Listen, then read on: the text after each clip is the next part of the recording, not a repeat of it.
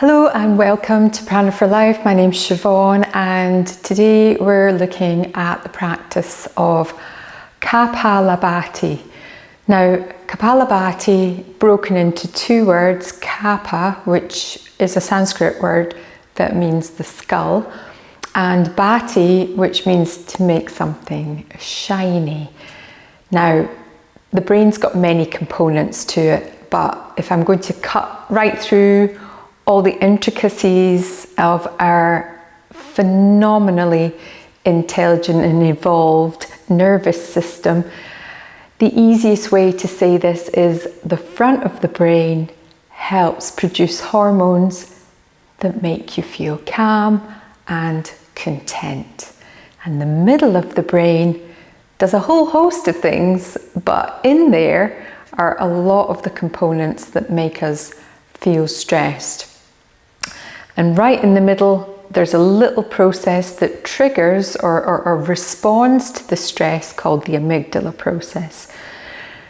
Now, when you're suffering from high levels of stress, anxiety, over worrying, overthinking, you're constantly triggering these stress hormones to be released for fight or flight. They're our natural primitive responses. But what they do is they shut down the frontal part, the frontal cortex of the brain. So the calm hormones are never getting a chance to really be on or be in control of how we feel.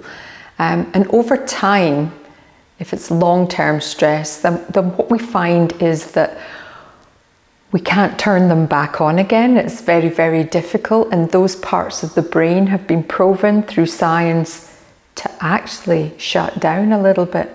So this can be reversed. And one way of doing it is this practice of Kapalabhati. Now, the reason I want to talk to you about Kapalabhati is because a lot of people are doing it wrong. And that included me when I first started yoga practices. I'd been on a few retreats with some great teachers, but they were teaching me the practice wrong. It's a very active practice. And in the yogic texts, we call it a kriya. And kriya means to cleanse. And for me, really, Kapalabhati is all about strengthening my nervous system, allowing the energy to flow through the spine, through the energy channels, and with all of those connections that it's making, it's strengthening the nerve plexus and the root of, so your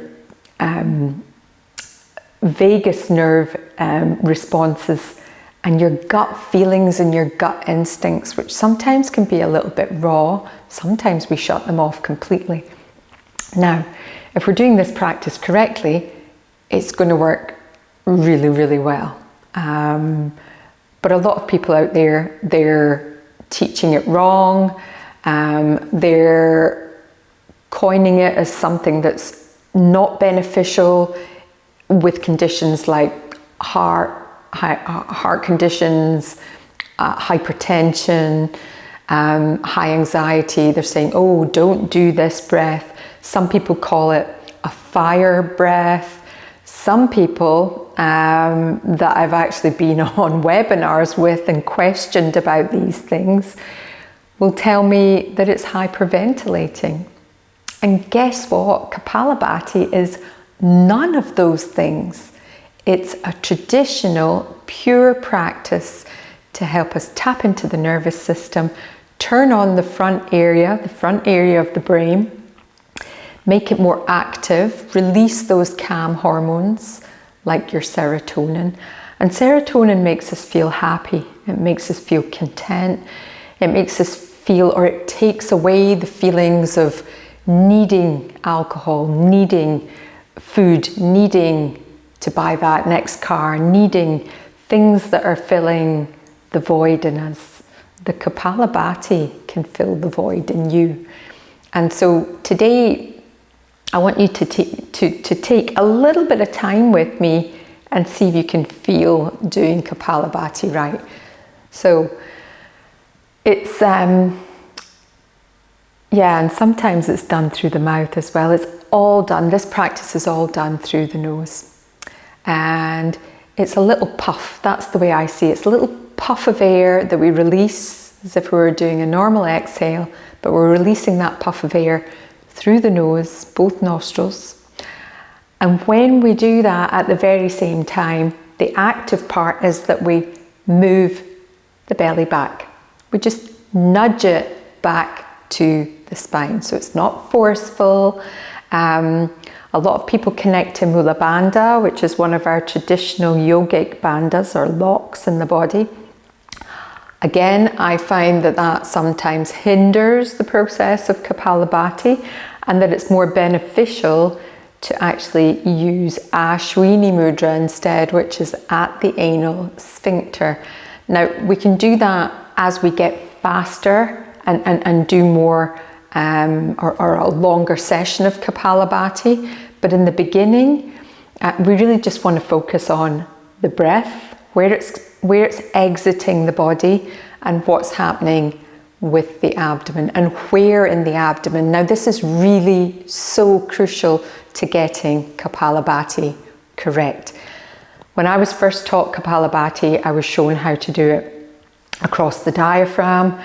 And that's the part of the body that I was moving, and I was moving it quite rapidly. And after it, I would feel exhausted. And there was a reason for that. And once I was taught properly, and people that don't know me, I've been with a lineage which is, they've written up 100 years of science and testing on all practices, all yoga therapy practices, and really heavily on the pranayama, on the breathing side of things, because that's what creates the transformation in us that's a lasting transformation. This is one of these aspects where they said, no, you're doing it wrong. And so once I started doing it right, I thought, you know, the light went on, or literally, the Kapalabhati came on, the skull shining came on, and I felt amazing. I felt I had more energy, my thoughts were clearer, my digestive system's working better, and other bonuses of doing Kapalabhati regularly are that it's cleansing the liver, it's cleansing and breaking down cholesterol in the arteries, plaque in the arteries, it stimulates the spleen, the liver, the pancreas. Wonderful, wonderful, wonderful practice. And on top of that, again, it helps the chest. It gets rid of any mucus, viruses, bacteria, and it reduces the likelihood of them harboring themselves in the chest again. So it's great through the winter season to be doing this as well. Now, you're on your mat, it's first thing in the morning, you've not got a heavy stomach full of food, you have to do this practice on empty. And like I said, it's these puffs, and we're going to move the lower abdomen below the navel back. Release the stomach, and that's one, let's call that one stroke, okay? Now Kapalabhati's got lots of different, you know, do 500, do that. It's not necessary. We're going to do 3 to 5 rounds in the beginning, and then once you get up to about 40 strokes, 50 strokes or more, then 3 rounds is more than enough for you to do, and for it to be effective as well. Usually it's followed by slow breathing practices, traditional slow breathing practices, but they're more prescriptive according to who you are, what your body's like, what you're going through in the moment. But I'll address them in other videos. Today, let's do some Kapalabhati. So remember what I said, gentle puff through the nose, abdomen, lower abdomen below the belly, flicks back. So try it, close your eyes though, get nice and tall. You can sit in a cross-legged position. If you're an adept yogi, you can sit in lotus, it is the preferred position. And if you find the abdomen won't move very much, put your hands on your knees and tip yourself forward slightly. It really helps to angle the pelvis, drop the belly, and allow it to move a little bit. So we're doing this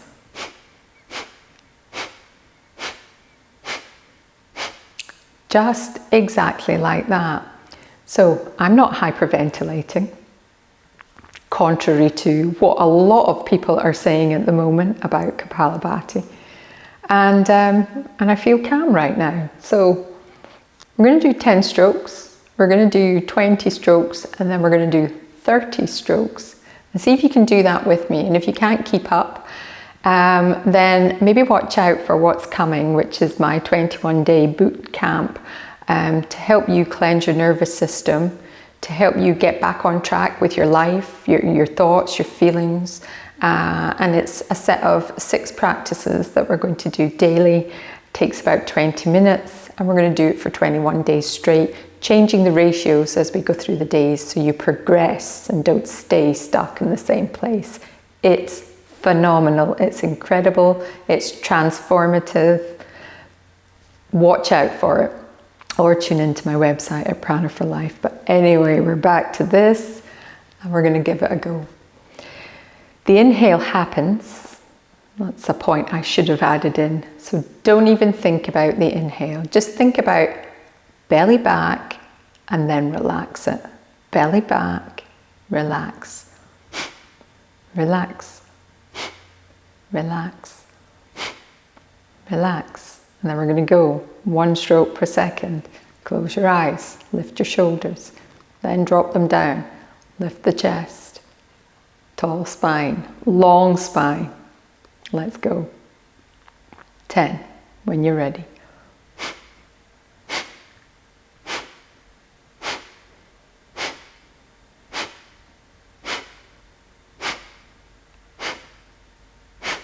Now stop. Let the energy settle.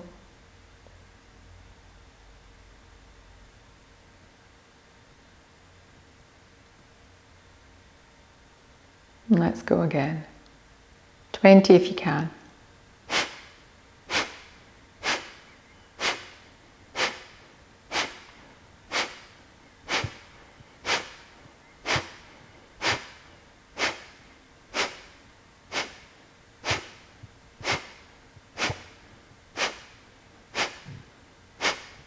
And then stop. Don't worry if you ran out before me. You just stop. Hopefully you're remembering to relax your belly in between each stroke. Let that energy settle. It's beautiful.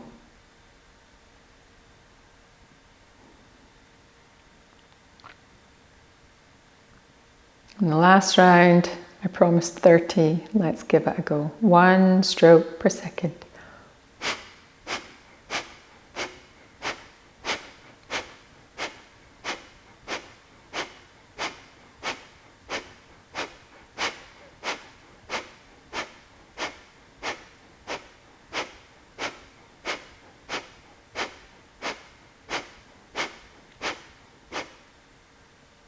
And then relax.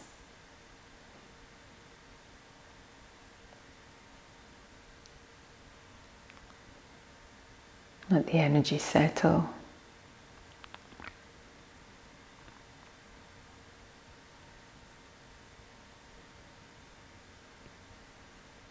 I'm going to gently open my eyes. Give it a go. If you're worried about the strokes, count how many you can do each day. See if you can add on 10 every couple of weeks and keep going.